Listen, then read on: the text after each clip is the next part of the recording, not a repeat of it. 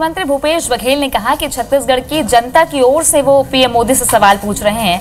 कार्यकाल का अंतिम दौर है, ऐसे में सियासत भी काफी लाजमी हो जाती है। इन सवालों के बहाने किस तरह के मुद्दे कांग्रेस तलाश रही है, ज्यादा जानकारी के लिए रुख करेंगे हमारे सहयोगी सौरभ सिंह परिहार का, रायपुर से जुड़ गए हमारे साथ। सौरभ, कल पीएम मोदी का दौरा है, बालोद आने वाले हैं, उससे पहले मुख्यमंत्री भूपेश बघेल ने ये जो 20 सवाल दागे हैं, इस पर अब क्या सियासी गलियारों में चर्चाएं चल रही?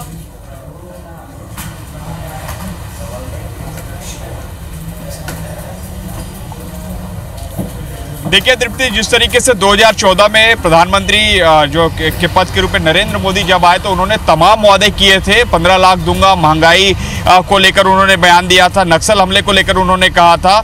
तमाम ऐसे जो वादे थे जिसको लेकर 2014 में उन्होंने वादा किया था देश की जनता के सामने। ऐसे में जो है कांग्रेस अब जो है पूरी तरीके से पिछले दिनों चौकीदार और पहरेदार इसको लेकर जो है पूरी तरीके से बैकफुट पे आती जा रही थी, क्योंकि 2014 में जो वादा किया था क्या वो वादा पूरा हुआ था कि नहीं हुआ था, तो इस वादे से पूरी तरीके से मुद्दा जो है भटक गया था। तो ऐसे में कांग्रेस की पूरी रणनीति अब किस तरीके से मोदी ने जो 2014 में किया उसको 2019 तक अर्थात 5 सालों में इन्होंने पूरा किया है कि नहीं किया है, इसको लेकर 20 सवालों का जवाब जो है जो मुख्यमंत्री भूपेश बघेल ने मांगा है। मुख्यमंत्री भूपेश बघेल आज सवेरे जो है 20 सवाल जो है प्रधानमंत्री नरेंद्र मोदी से पूछे। नरेंद्र मोदी कल जो है छत्तीसगढ़ के दौरे पर आने वाले हैं। इससे पहले कि उन्होंने कहा कि प्रधानमंत्री नरेंद्र मोदी अगर इन सवालों का जवाब दे दे तो और अच्छा लगता, क्योंकि जब 2014 के चुनाव के दौरान जब नरेंद्र मोदी आए थे कांकेर में, तब उन्होंने कहा था कि काले धन को लेकर अगर जो है काला धन वापस आ जाता है तो सभी के खाते में फोकट में, उन्होंने एक बहुत जो फोकट इस्तेमाल जो शब्द किया था, कहा था कि फोकट में जो है पैसा जो है 15 लाख रुपए दिए जा सकते हैं। तो उन्होंने आज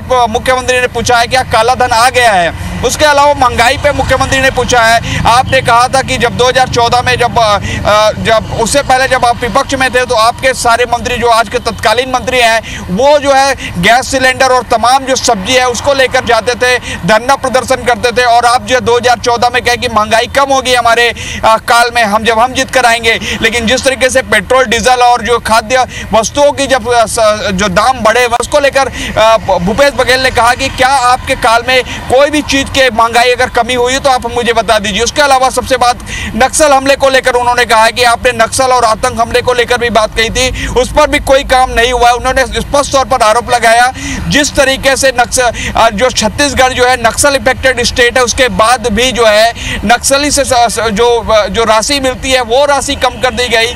वही उत्तर प्रदेश जहाँ पे नक्सल कोई एक समस्या नहीं है उसके बाद भी वहाँ के लिए राशि बढ़ा दी गई। तो इसको लेकर स्पष्ट तौर पर जो भूपेश बघेल का कहना था कि आखिर क्यों किया आपने। उसके तरह के जिस तरीके से शिक्षा को लेकर बात होती है तो शिक्षा में नरेंद्र मोदी की जो वर्तमान सरकार है वो जो है 3.6% जो है जीडीपी का रखा है। उसके अलावा जो है यूपीए के काल में ये कहीं ना कहीं ज्यादा थे, 1% ज्यादा। तो ऐसे में निश्चित तौर पर जिस तरीके से स्ट्रेटजी के साथ आई है, क्योंकि पिछले दिनों से ये देखा जा रहा है मुख्यमंत्री भूपेश बघेल ने अब जो जवाब की बात कह रहे हैं उस पर भी एक जवाब आया है, साथ ही चुनौती भी आई है। बहरहाल बहुत बहुत शुक्रिया सौरभ जानकारी के लिए।